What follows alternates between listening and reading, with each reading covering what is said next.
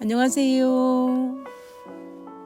매일 성경 통독 묵상을 통한 은혜 나누기입니다. 오늘의 제목은 세상에서 가장 아름다운 요셉과 형들의 화해입니다. 오늘 성경 본문의 배경은 창세기 44장입니다.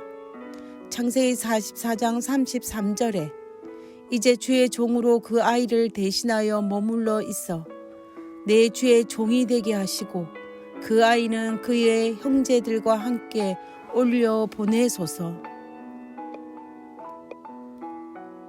아마도 요셉은 형들이 자신을 노예로 팔았던 그때의 모습에서 변화가 되었는지 알고 싶었던 것 같습니다. 그래서 형들을 시험하고자 하였습니다. 요셉의 계획대로 요셉의 은잔을 훔친 이가 베냐민으로 드러났습니다. 아무것도 몰랐던 형들에게 아주 난감한 상황이 발생하였습니다. 요셉은 자신의 신분을 속이고 불효령을 내면서 베냐민을 종으로 삼고자 하였습니다. 이때에 넷째 형인 유다가 요셉에게 애원하는 장면이 오늘 본문의 내용입니다. 형들과 요셉이 화해할 수 있었던 이유는 단지 요셉의 아름다운 신앙 때문만은 아니었습니다. 물론 형들과 요셉의 화해에서 요셉의 아름다운 신앙관이 엄청난 비율을 차지한 것은 사실입니다. 이 부분은 용서를 베풀 요셉의 몫이었습니다. 그러나 형들도 요셉에게 용서받을 몫을 해야만 했습니다. 그것은 자신의 잘못에 대한 진심 어린 회개였습니다. 그래서 요셉은 자신의 신분을 속이고 형들이 진심 어린 회개의 모습, 회개의 열매를 가졌는지를 시험해 보고자 했던 것입니다. 그런 측면에서 볼 때에 우리가 형들이 가진 회개의 증거를 찾는 것은 아주 의미 있는 일이라 생각합니다. 형들의 회개의 증거 첫 번째는 맏형이었던 르우벤의 대답에서 찾을 수가 있습니다. 창세기 42장 23절에 보면 르우벤이 그들에게 대답하여 이르되 내가 너희에게 그 아이에 대하여 죄를 짓지 말라고 하지 아니하였더냐. 그래도 너희가 듣지 아니하였느니라. 그러므로 그의 핏값을 치르게 되었도다 하니. 우리는 르우벤의 이 말 속에서 형들이 요셉에게 행한 그 일이 죄를 짓는 일임을 인정하고 있음을 알 수 있습니다. 그리고 그 핏값의 대가로 자신이 지금 당하는 환난이 아닐까라는 죄책감을 가졌다라는 것을 알 수가 있습니다. 회개의 출발은 자신의 죄에 대한 인정입니다. 형들은 자신의 행한 행위가 죄악임을 인정하고 죄책감을 가지고 살았음을 알 수가 있습니다. 그리고 두 번째 회개의 정근은 유다의 고백에서 찾을 수가 있습니다. 창세기 44장 16절에 보면 유다가 가로되 우리가 내 주께 무슨 말을 하리요?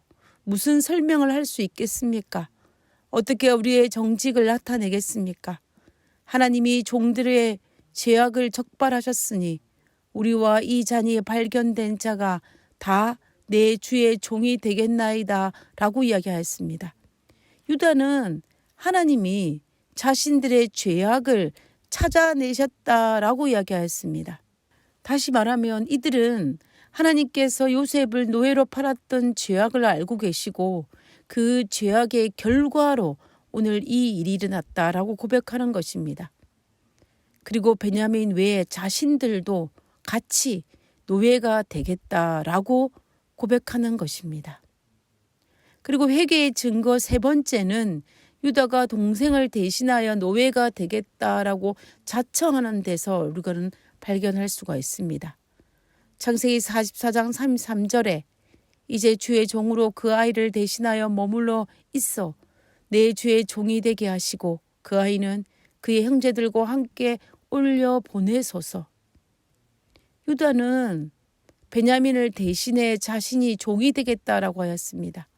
22년 전에 아버지의 사랑을 독차지하였던 요셉을 시기하여 애굽의 노예로 팔았지만 지금은 아버지의 사랑을 독차지한 베냐민의 생명을 구하기 위해서 자신이 종이 되겠다라고 나선 것입니다.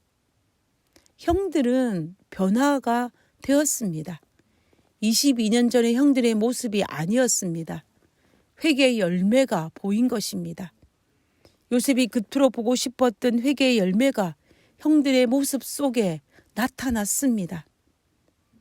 하나님의 섭리를 깨닫고 진심으로 용서할 수 있었던 요셉의 그 너그러운 마음, 자신의 죄를 회개하고 회개의 열매를 맺은 형들이 있었기에 가능한 아름다운 요셉과 형들의 화해의 장면입니다.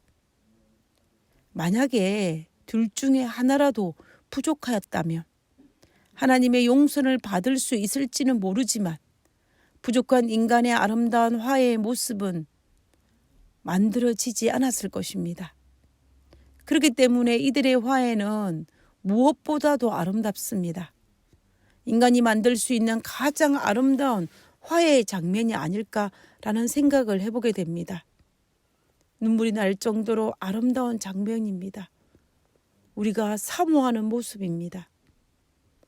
그러므로 용서를 베풀 사람은 요셉처럼 믿음의 너그러운 마음을 가지고 용서받을 사람은 진심 어린 죄의 인정과 회개의 열매를 맺어야만 합니다.